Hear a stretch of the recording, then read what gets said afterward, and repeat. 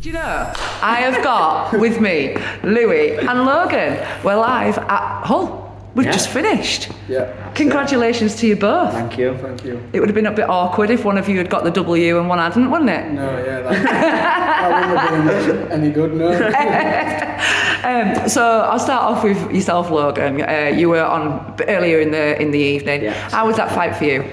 It was a tough fight. He come to win, Nabil. You know, he does in every fight he has, which I've seen of him, and that's what I want. I want people who are going to turn up and try and take me off. That's the end of the game. And he absolutely did try. And that's it. Albeit we weathered the storm and we got through it. That's it. Yeah. Exactly that. And he's a tough opponent. Yeah. In his 23 losses, he's only been stopped twice. Yeah. And at one point, I actually thought you'd hurt him. Yeah, there was a couple of overhand rights that I had to connect to. I seen him, his legs go, mate, and he hit me a few times. There was some like rocky moments in that fight. Yeah, misses one, please. No, she gave me a brilliant in the back.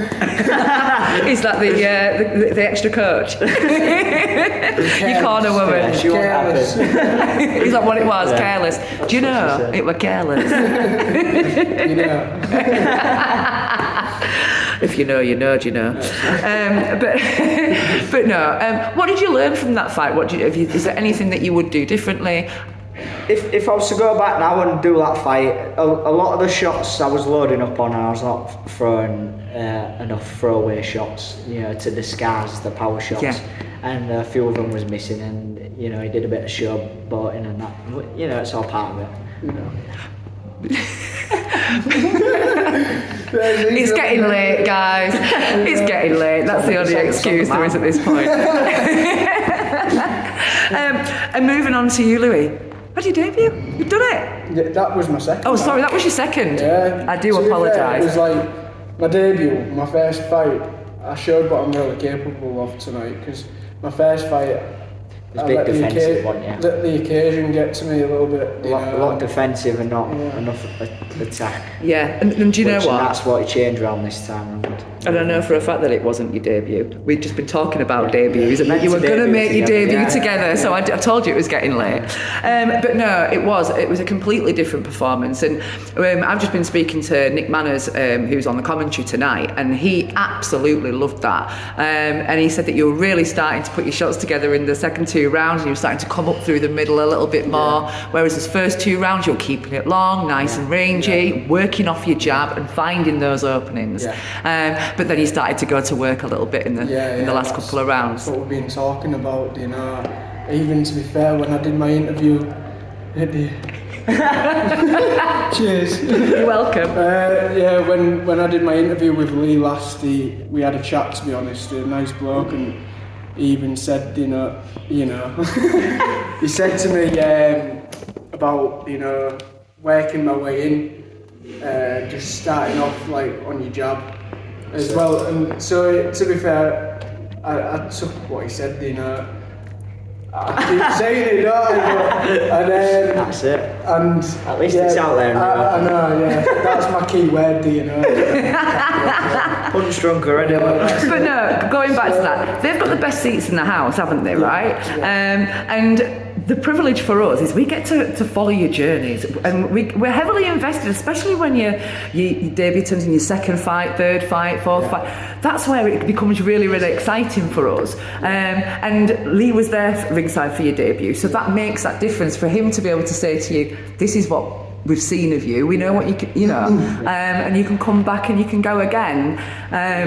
Take my hat off to like Arber as well, you know, spends a lot of time with us, doesn't he? Oh yeah, he's got a lot going on, and he always makes short time, and Rob as well. Rob as well, yeah, both of them, you know, I take, honestly, like an extra father figure to us. So I mean, they spend most of their life in the gym with us. We put the work in, but honestly, the brain that they've got, you know, and helping us learn and develop. Drill Sergeant Rob. Yeah, just. That sounds brutal. Drill Sergeant Rob. And I'll be laughing at this right now. I've got an eye. For boxing. OCD's got an eye for detail.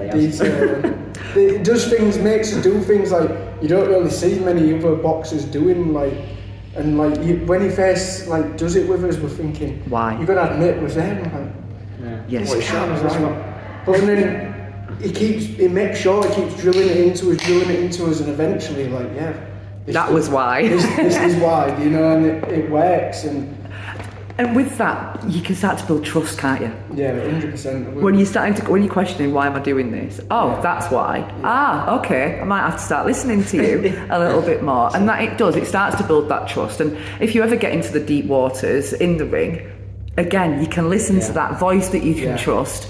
They can see those little bits. When we're in the ring, they listen. Zoned in. You know, keep doing it. But yeah, he does drill us, and we learn a lot from him. I trust him, same with you, I trust him with my life. I wouldn't trust him with 20 quid though. But I trust him with my life. You don't give out for now. Out for now, we're now taken out. But, honestly, he's a top man, and I'm where I am, and he's where he is now because of that bloke, and as well as Rob, because Rob spends a lot of time with us. We've also got Wayne down at the gym who spends helps out and does a lot of work. You're on the scene, picking it up, he's fitting in nicely. Fitting in nicely. The gym's just buzzing at the minute, and we've got a couple of young lads in there. Jack, Leo, you know, they're going to be good fighters. Coming up through us, sparring with us, and they're coming on. And they're in the amateurs at the minute, right? You can see them just growing. Growing all the time. So when you were amateurs, who did you look up to in the gym? Avaldis, when I was, because you weren't with me at seconds out when I first went down there, you see. That's the old gym I was at for a little bit with my person that I grew up watching, and like I was looking at, and I'm like, I want to be like him. Was Avaldis, you know Avaldis Corsica? Yeah. You know, great fighter. Shame really didn't get some, the opportunities that he really should have got. But he's done well in the sport. Central area title. He's boxed for a WBC international belt. He's done real well, and that was the guy who I looked up to, and still to this day. If I can get to where he's got in the sport, I'd be happy with that. Fingers crossed, this kid here, next fight, all being well. We're not confirming it 100%, but he's been asked if he wants to fight for the Central Area bantamweight title on February against, who was it?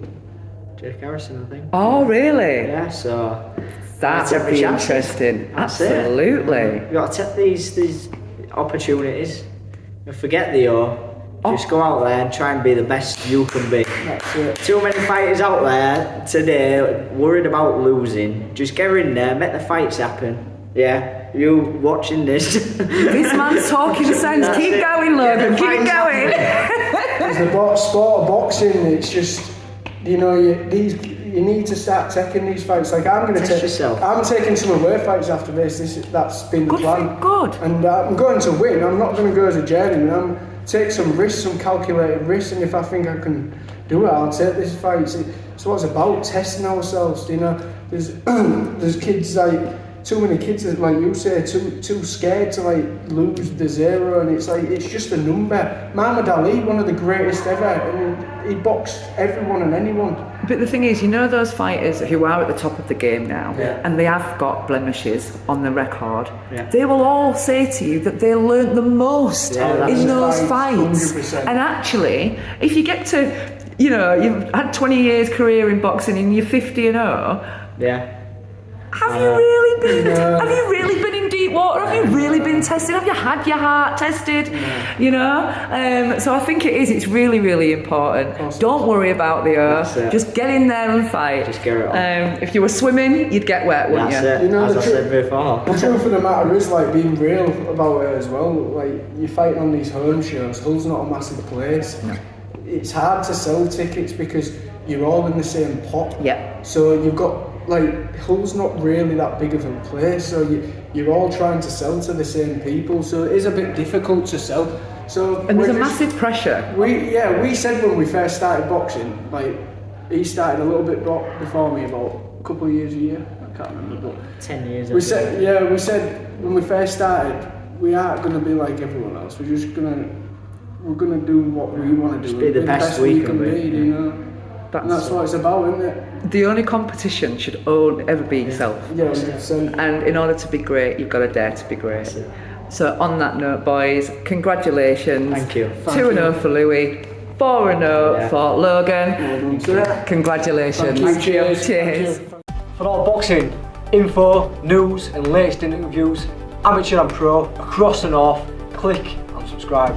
VIP Boxing Promotions. Also, Twitter, Instagram and Facebook.